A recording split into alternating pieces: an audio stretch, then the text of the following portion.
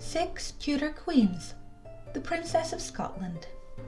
Today I want to talk about the Princess of Scotland, which is the short companion piece to Katherine Howard, The Tainted Queen, the compelling fifth novel in the Six Tudor Queens series by Alison Weir.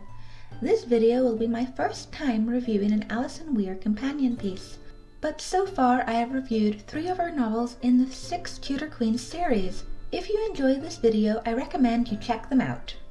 I have always wanted a novel written about Margaret Douglas, and I thought this might quiet my hunger in that regard, but unfortunately it did not because it was too short.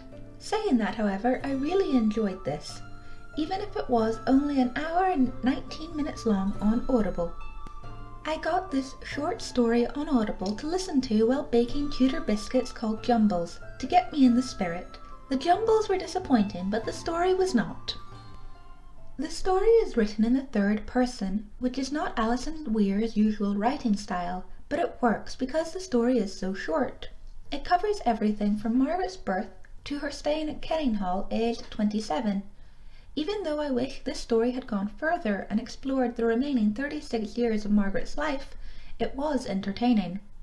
What struck me straight away in this story was the similarities drawn between Margaret and her cousin the Princess Mary.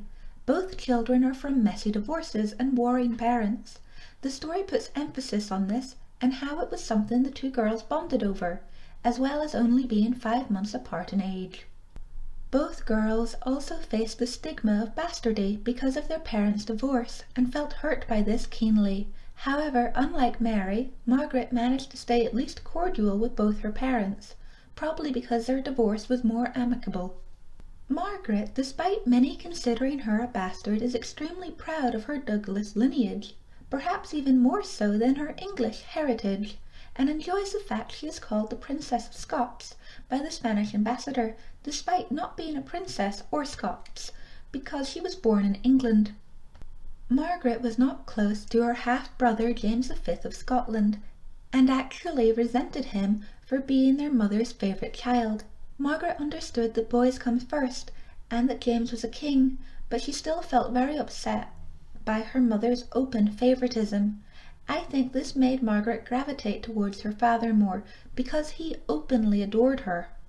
Margaret's relationship with her mother is a strange one. It is almost the complete opposite of the close relationship between Catherine of Aragon and Mary.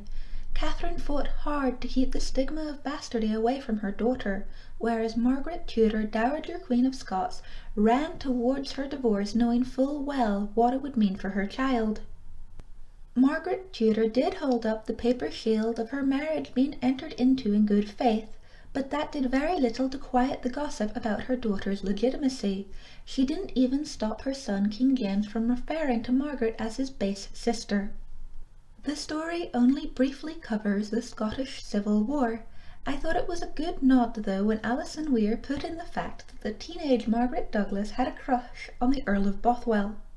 When Margaret travels to England in her mid-teens, she is struck by how easy life in England is compared to war-torn Scotland. Margaret lives with her aunt Mary for a while and grows to love the kind French queen. Due to living with her aunt and her own divorced parents, and Margaret's strong Catholic faith, she immediately sides privately with Queen Catherine in the King's great matter, but keeps it to herself. She then lives with her cousin Princess Mary, and this is where the two girls become close. After a while, Margaret is finally summoned to court to serve Anne Boleyn. Margaret doesn't want to go, but understands she has no say in the matter. She enjoys the court despite herself though, and stays out of Anne's way. Margaret thinks Anne is no great beauty, but understands Anne Boleyn is fiercely intelligent and well-read, even if Margaret thinks she flirts too much. It is during this time that the flirtation between Margaret and Lord Thomas Howard begins. It is very sweet and innocent, and Thomas woos Margaret slowly using poetry, which they both have a passion for. They plight their troth to each other, and Margaret knows she is being reckless, but doesn't care because she is in love. She is a typical Tudor in every way, and even thinks to herself she is cast in the same mould as her mother and uncle when it comes to love. Most Tudors were fools when it came to love, but we are all fools in love at some point in our lives.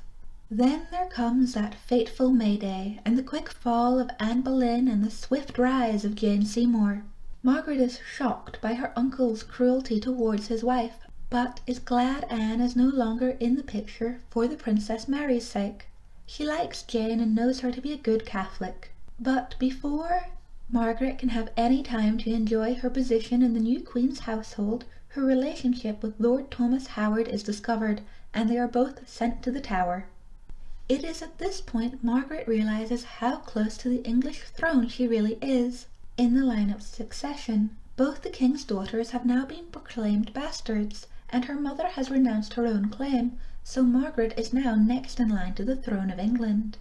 With the memory of Anne Boleyn's fate still fresh in her mind, her time in the Tower is hard to bear, especially when she is sentenced to death as a scare tactic. But the sentence of death is forgiven, and her and Thomas figure out how to smuggle poems to each other, which keeps both their spirits up. As soon as Henry has a son by Jane, Margaret is free to leave the Tower, but she cannot because she has become very sick with a fever, which is sweeping through the occupants of the Tower. Lord Thomas has it as well, and even though Margaret recovers from her ordeal, Lord Thomas does not, and she is cast into despair at his death. Her freedom is hollow without him to make her feel complete. I have often wondered about some of the people during Henry VIII's reign who went into the Tower and then died of mysterious illnesses. Lord Thomas Howard was one, and at least 2 of Margaret Pole's grandsons died of illness in the Tower, supposedly. I am no historian, but it does seem suspicious to me that these deaths were almost too convenient and very reminiscent of the princes in the Tower. Perhaps the Tudors had perfected the formula for simply disappearing people in the Tower. I would love to hear other people's thoughts about this theory, so leave a comment below. Margaret is depressed after leaving the Tower, but her father snaps her out of it by making her exercise. Then she is summoned back to court to serve the new Queen Anna of Cleffa. Margaret doesn't have much of an opinion of Anna. She thinks she is kind and discreet, and perhaps a little sheltered and naive. Margaret thinks it is a great shame Anna cannot speak English well, and doesn't have any of the normal courtly skills. So she isn't shocked when the now obese king decides to divorce her.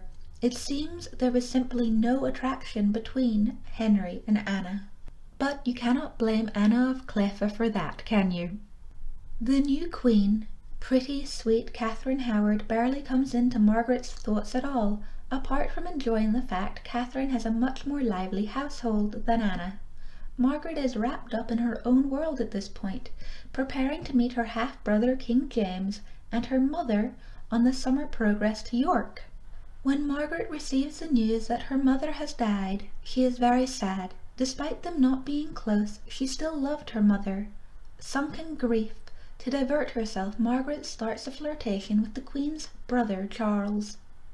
Margaret likes Charles, but her feelings for him are nowhere near as strong as they were for Thomas, and when the Queen's scandal breaks, Margaret is shocked, but admits she was probably too wrapped up in her own flirtation to notice. Margaret is angry and embarrassed that Charles did a runner as soon as Katherine was arrested, but thinks good riddance to bad rubbish. She doesn't hear from him again. People even got ghosted in Tudor times. Margaret is worried the king will be angry with her and she will be sent to the Tower again, but she is merely sent to Kenninghall with her good friend Mary Howard, and this is where the story ends, with Margaret wondering what the rest of her life has in store, and if she will ever be married and fall in love again. I give this companion piece a 7 out of 10. I just wish it had been longer and more detailed. I did read 2/3 of The Lost Tudor Princess, A Life of Margaret Douglas, Countess of Lennox, which was also by Alison Weir, but after all the exciting stuff with Margaret falling in love and being in the Tower was over, I just got a bit bored and couldn't be bothered finishing it. But it was a historical biography, so what did I really expect? This is the end of the Princess of Scotland book review. If you enjoyed this review, remember to like, comment and subscribe so you will not miss Anna of Cleffa, the Queen of Secrets, which is coming out next. I am busy ploughing through that reread. You can also follow me on Instagram at Lady Jessica Riddell. Until next time, remember to stay the most happy.